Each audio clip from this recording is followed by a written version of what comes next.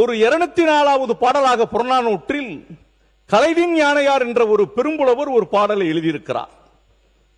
ஈயன இரத்தல் இழிந்தன்று அதன் எதிர் ஈயேன் என்பது அதனும் இழிந்தன்று கொல்லன கொடுத்தல் உயர்ந்தன்று அதன் எதிர் கொல்லேன் என்றல் அதனும் உயர்ந்தன்று. இது புறநானூற்று காலத்திலே அன்றைய ஆட்சியாளர்களுக்கு கவனத்தில் புலவர் சொன்ன விஷயம். இங்கு மாண்புமிகு முதலமைச்சர் அவர்கள் ஆட்சியாளராக இருந்து உங்கள் அத்தனை சட்டமன்ற உறுப்பினர்களுக்கும் எங்களுக்கு கேட்காமலேயே கார் கொடுப்பேன் என்று சொன்னார். ஆனால் கொடுத்தார்.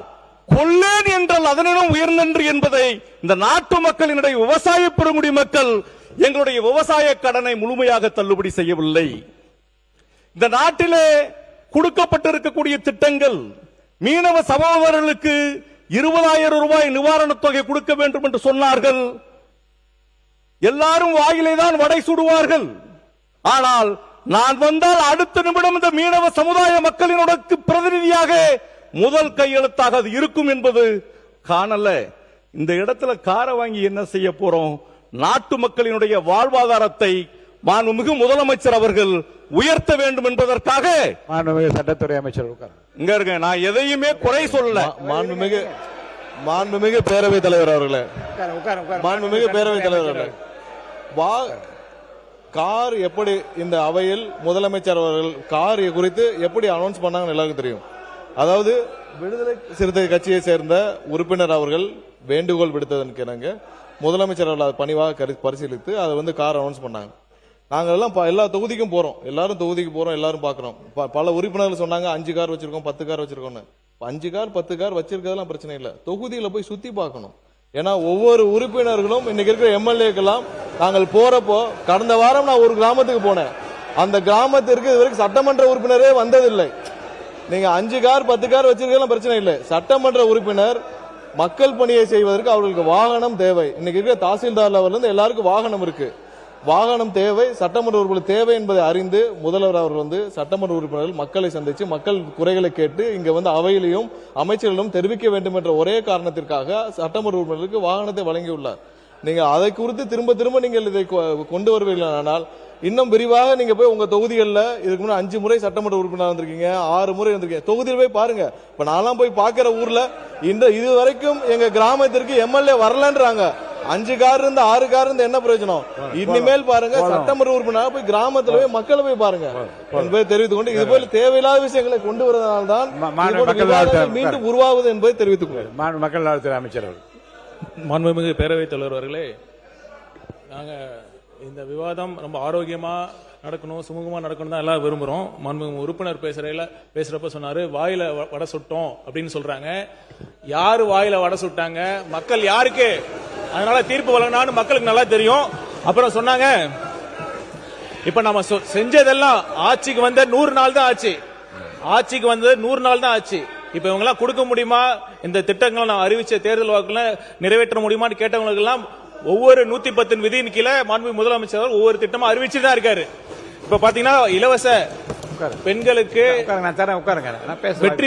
வெற்றி பயணம் திட்டமாக இருக்கட்டும், கேஸ் சிலிண்டர் திட்டமாக இருக்கட்டும், அனைத்தையும் செய்து கொண்டுதான் இருக்கிறார். இன்னொரு விஷயம் நான் சொல்லிக்கொள்ள விரும்புறேன். நான் எல்லாம் படிச்சு பார்த்தேன், கொள்கை விளக்க அறிக்கையை படிச்சு பார்த்தேன். எதுவுமே புதுசா இல்லைன்னு பாத்தீங்கன்னா, இப்ப பாத்தீங்கன்னா இந்த ஆட்சி அதிகாரங்கிறது தொன்று தொட்டு இருக்கு.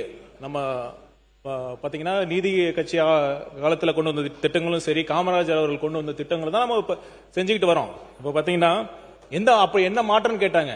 ஆட்சி வந்தது பிறகு வீடு கட்டும் உரிமையாக இருக்கட்டும், கட்டிடம் கட்ட உரிமையாக இருக்கட்டும், நேர்மையான முறையில ஒரு ஸ்கொயர் ஃபீட்டுக்கு எவ்வளவு கொடுக்காம நம்ம அனுமதி கொடுத்துட்டு இருக்கோம். இதுதான் மாற்றம். இந்த மாற்றம் பண்ணிட்டு தான் இருக்கோம். மாற்றம் எப்படி சொல்றீங்க? இதுதான் பெரிய புரட்சி.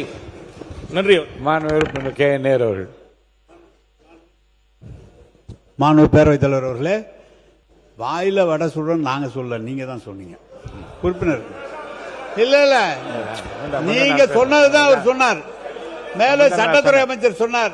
நீங்க கார் வேணுங்கிறவங்க, நீங்க சட்டத்துறை அமைச்சர் சொன்ன கார் வேணுங்கிறவங்க நீங்க தொகுதியை சுற்றுப்பாடு இருக்கு. அவரை நீங்க போல ஒரே தொகுதியில 3 தடவை வெற்றி பெற்றிருக்கார். மூணாவது தடவை ஒரே தொகுதியில் 3 முறை வெற்றி பெற்றிருக்கிறார். மக்கள் நன்மதிப்பை பெற்றிருக்கிறார். அதுவா முக்கியம். அதை பார்த்து யாரு முடிவு நான் ஏற்கனவே சொல்லிட்டேன். இல்ல இதை பற்றி நான் ஏற்கனவே சொல்லிட்டேன். கார் பிரச்சனையை பற்றி பேச வேண்டாம் என்று சொல்லிட்டேன். மாண்பு அவை முன்னவர் என்ன சார் மாண்புமிகு பேரவைத் தலைவர் அவர்களே, என்ன இருங்க. மாண்பு அவை முன்னவர் மாண்புமிகு எதிர்க்கட்சி தலைவர் அவர்கள் சொல்லுகிற போது ஒரு கருத்தை சொன்னார்கள். நான் நிதியை பற்றி சொன்னேனே தவிர வீரர்கள் வந்து கொச்சைப்படுத்துவதை போல் என்று வார்த்தைகள் நீங்கள் சொல்லியிருப்பது அவை குறிப்பிலிருந்து நீங்கள் தயவு கூர்ந்து இல்லை எந்த வீரர்களை பற்றி நாங்கள் கொச்சைப்படுத்தவில்லை. இவ்வளவு நிதி செலவு செய்யப்பட்டிருக்கிறது என்று சொன்னோமே. இருங்க சொல்லி இருக்கிறோம். நீங்க ஆரம்பிச்சுக்கிட்டு தான் நாங்கள் சொல்ல வேண்டியிருக்குப்பா. மார்க்கண்டேயன் சொல்லின்னு சொன்னா இன்னைக்கு இந்த பிரச்சனையே வந்திருக்கு. அவர் ஆரம்பிச்சு விட்டாரு. இன்னைக்கு வரைக்கும் அமைதியா போச்சு. அவர் எப்ப ஆரம்பிச்சாலும் இதே பிரச்சனை தான். இங்க பாருங்க வருங்க இல்லைங்க வரேன் இருங்க. ஒரு நிமிஷம் சொல்ல உட்காருங்க. ஒரு நிமிஷம் உட்காருங்க. வாயிலே வடை சுடுகிறார் என்ற வார்த்தை ஏற்கனவே இந்த பக்கம் வந்தது. அது அவை குறிப்பில் இருக்கிறது. இவரும் வாயில வடை. இப்போ என்ன இந்த கவலை வந்திருக்கிறது என்றால் சட்டமன்றத்துக்குள்ளவே எல்லோருமே வாயிலே வடை சுட்டுக் கொண்டிருக்கிறார். எப்போது நமக்கெல்லாம் திட்டம் என்று காத்திருக்கிற மக்களுக்காக நீங்கள் பேச வேண்டும் என்று நான் விரும்புகிறேன்.